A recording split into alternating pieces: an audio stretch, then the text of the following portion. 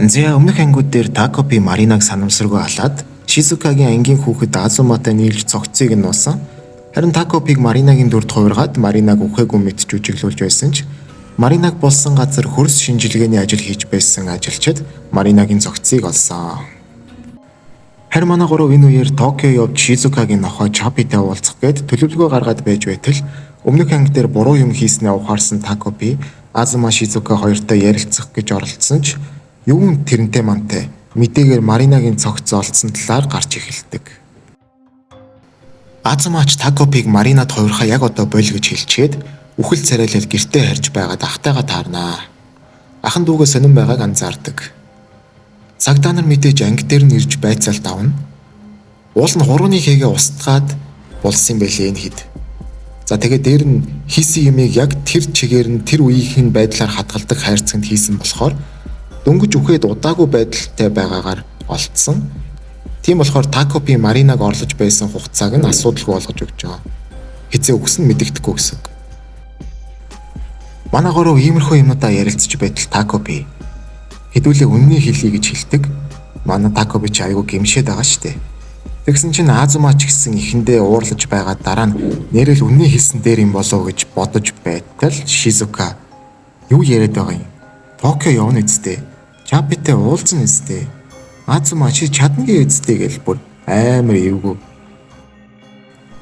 Азумач дахиад л ховстуулсан мэт хичээж эхэлнэ. Би илүү сайн нуусан бол гээл өөрийгөө буруутгаад Токио руу явах төлөвлөгөө гаргаад шүнжин сууж байтал ах нь орж ирээд ангийн чинь охинд юу тохиолсныг сонссон. Чамд гонигтай байна уу гээл яриа өдсөн чинь манай хүн гараа гүйждэг. Аханд гисэн ийм царай гаргаал үлддэг. Ер нь сэжиглээ л байгаа. Марина байнга Шизукаг дээрлэгдэг байж байгаад сүүл Такопи Маринагийн оронд хувирснаас хойш Такопи чинь Маринагийн дүрээр Шизукад амар сайн хандаад байсан шүү дээ. Тэр нь харин эргэн тойрных нь хүмүүст их сэжигтэй санагдсан болохоор цагдаа нарт тэрийг нь хэлээд цагдаа нар ерөөхдөө Шизукаг айгуу сэжиглээд их байцаалт авдаг. Шизука харин Азума чи надад тусалж чадна эстэй зуны амралтаар Чапитай уулзахаар Токио явна эстэй гээл манай хүнийг тулгасаар л Азума Шизукагийн итгэлийг алдахгүйгээд бүр илүү их хичээсээр байгаад хичээл номонж салгартаад шалгалтандаа муу аваад за тэгсэн чинь үргэлж өөрийг нь бүх юмар нахтай нь харьцуулдаг. Ээж нь Азумаг чи одоо хичээх хэрэггүй. Би ч гэсэн чиний тал дээр хичээхгүй бууж өглөө. Чи угаасаа л хичээл ном оож чадахгүй бүх юм дээр ахыгаа гүйцэхгүй юм байна гээл. Бүр ингэж хэлж байгаа байхгүй юу? Харьцуулгаал болчих хэрэгтэй. Азума уйлаад гадаа сууж байтал Шизука ирдэг. Одоо ээждээ бүр мөсөн хаягдсан Азумад Шизукагаас өөр хүн байхгүй. Шизука л Азумад итгэдэг, Шизука л Азумаг чи чадна гэж хамгийн их сонсохыг хүсдэг юмыг нь хэлж өгдөг. Өөрөө маш их хичээдэг болохоор ээжээсээ хамгийн их сонсохыг хүсдэг үгийг нь Шизука байнга хэлж өгдөг. Тийм болохоор л манай хүн одоо тэр үгэнд нь бүр сэтгэл нь хөдлөөд Шизукагийн хэлснээр хийгээд байгаа шүү дээ. Азума ч эцсийн ганц өөрт нь найддаг хүнээ алдахгүйгээд би чамайг заавал Токио явуул Чапитай уулзуулж өгнө гээл. Тэгсэн чинь манай Шизука өөдөөс нь би зуны амралтаар цагдаагийн газар руу явах хэрэгтэй болоод байна. Тэгэхээр Токио явж чадахгүй Чапитай уулзаж чадахгүй байна. Тийм учраас чи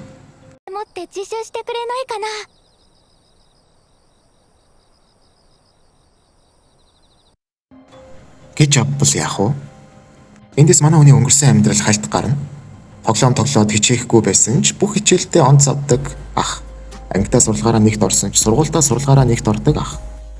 Азума тосгондоо сурлагаараа хоёрт орсон ч аймагтаа сурлагаараа нэгт ордог ах. Тэгээд бүр маш их хичээгээд байхад үсээ бодуулаад найзуудтайгаа зугаалж яваад байхдаа л бүх хичээл дээрээ онц авдаг, бүх юмыг чаддаг ах. Бас үүнийг нь үргэлж харьцуулдаг ээж. Гэтэл гинтэл өөрт нь амар их найдаад өөрийг нь магтдаг Шизука гараад ирсэн. Манай хүн тэгж их Шизукад туслах нь аргагүй л дээ тэгээд. За тэгээд үзэгдэл буцаад Шизука манай Азумагийн гараас атгацсан зогсож байдаг. Чамайг хүүхдийн хороос гартал чинь би хүлээнэ эдэргээд. Амар. Азума угаасаа алаагүй штэ. Миний өмнөөс хэрэг хүлээл гээд байгаа байхгүй ерөнхийдөө Шизука. Азума бүр үнэн үү намайг орхихгүй хүлээх үү энэ төр гээл бараг өмнөөс нь шорон явах нэ. Азма чиргийг үйлдсэн хэрэгсэл болох камерыг нь бариад гэртээ ороод ирсэн чинь ах нь хүлээгээ зогсож байдаг. Тэгээд бүр гинт чи алсан юм уу? Чи мө гэр бүлийн нэр гутаагч, бузарлагч юу ч чадахгүй байж дээр нь манай гэр бүлийн нэр хүндийг унгаа нэгнэ гэл амар төрхтэй болоод ирсэн чинь ердөө Азмагийн төсөөлөл байдаг. Яг үнэндээ ах нь дүүгээ ойрд байнга сонирн байгаад байсан болохоор нь санаа зовоод ахта юу хийгээд яваад байгаагаа ярилтаа гэж асуудаг. Тэгсэн чинь Азма уурлаад юу ч чаддаг чи бол ойлгохгүй. Харин надад Шизука л байна. Өөр хинч надад найддаггүй, хинч намайг анзаардаггүй гэл манай хүн тонирхож гарнаа. Тэгсэн чинь ах нь үгүй ээ. Би чамд байна шүү дээ. Чиний юу чаддаг, юу чаддаггүй ч надад огтхон ч хамаагүй. Чадахгүй зүйл хүн хэлвэл чадахгүй гэд өөдөөс нь хэлчих болдсон штэ гэл. Тэгсэн ах нь бүр дүүгээ байнга анзаарч дотроо хайрлаж явдаг амар сайн ах байдаг байхгүй юу? Анийн дээр угаасаа муу ах гэж байдаг юм дөө. Анимын ах нарын нэр төр бол ер нь үргэлж боссоо үлддэгтэй ялцчихв. Ингээд Азмаач ахта бүх зүйлийг хэлж хэрэг өмнөөс нь хүлээхэ болдог. Ингээд ер нь Шизукагийн хувьд аимшигтэй бүрхэг ирээдүй ирсэн. Харин Тако би хоёулаа үннээ хэлэх үү гээл байнга хэлээл байгаа. Тэгсэн чинь Шизука юу яриад байгаа юм? Токио явцгаая л да гэл амар цоглог. Ер нь анзаараад байхад Шизукагаас ер нь эсрэг дүрийн аавра ялгараад байгаа. Айгүй эвгүй байнга юу ч болоогүй юм шиг тэгэл буруу юм зааж өгөөл бастад. Одоо ингээ хоёрхан ангил үлдсэн. Цаашдаа юу болж юугаар дуустдаг юм бол та энэ юм тэгээд.